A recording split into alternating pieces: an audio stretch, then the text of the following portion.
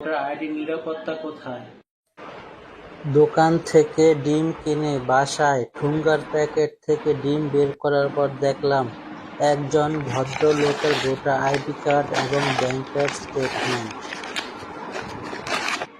হয়তো ভদ্রলোক কোনো প্রয়োজনে কোনো প্রতিষ্ঠানে ভোটার আইডির ফটোকপি এবং ব্যাংকের স্টেটমেন্ট জমা দিয়েছিলেন।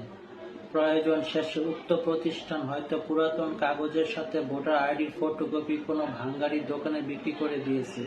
ভোটার আইডির নিরাপত্তা কোথায়? ভোটার আইডির অপব্যবহার নিয়ে জনসচেতনতামূলক ভিডিও বানালাম।